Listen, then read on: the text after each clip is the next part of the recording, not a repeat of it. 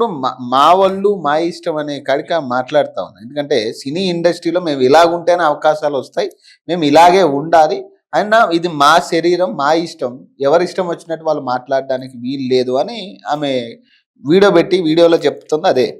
అయితే పవన్ గారు అట్లా అనేకు అనసూయకు లేదు. నీ వాళ్ళు నీ ఇష్టం అంటే నీ వాళ్ళు చూడాల్సిన అవసరం మాకేంటమ్మా? మా పిల్లలు పాడైపోతారు నిన్ను చూస్తే.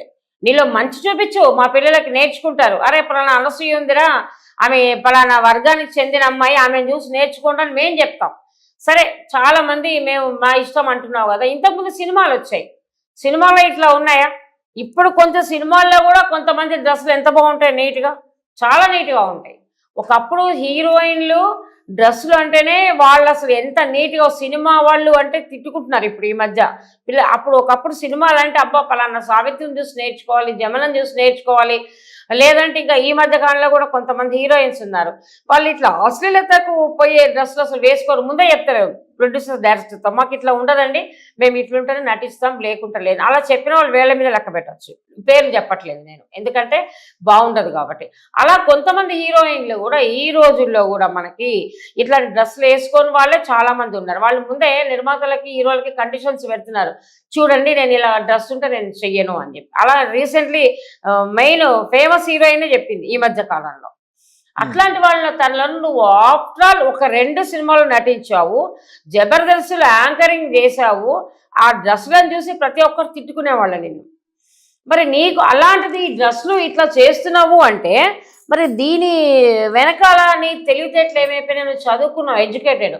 అవునబ్బా ఒక పల్లెటూరు అమ్మాయి వచ్చింది, తెలీదు కొన్ని సినిమా మోస్తూ వచ్చిందని కాదు, హైదరాబాద్లో పుట్టి పెరిగావు, ఎడ్యుకేటెడ్, మరి 2 పిల్లల తల్లివి, పైగా నీ కొడుకే ఇట్లా అన్నారని చెప్పావు నువ్వు.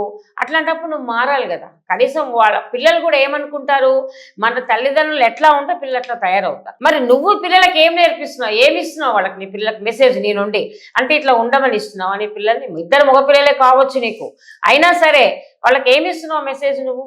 సో అలా కరెక్ట్ కాదు. ఇప్పుడు ఈ సినిమాల ప్రభావం పబ్లిక్ మీద ఎక్కువ పడుతుందా? అంటే ఇప్పుడు ఎవరైతే సినిమాలు చూసి చాలా మంది బయట కూడా ఈ కల్చరే మన కల్చర్ అన్న కాడికి తయారైన పరిస్థితి. ఇప్పుడు అబ్బాయిలు కావచ్చు అమ్మాయిలు కావచ్చు, ఈ కల్చరే మన కల్చర్ ఇదేనేమో అనే కాడికి ఈ డ్రెస్సులు ఇట్లానే వేసుకోవాలేమో, లేదా ఇట్లా ఉంటేనే మనల్ని జనం గుర్తిస్తారేమో, ఈ కాన్సెప్ట్ కూడా ఇప్పుడు బయట కూడా కనపడతా ఉంది కదా, సినిమాల వరకే కాకుండా.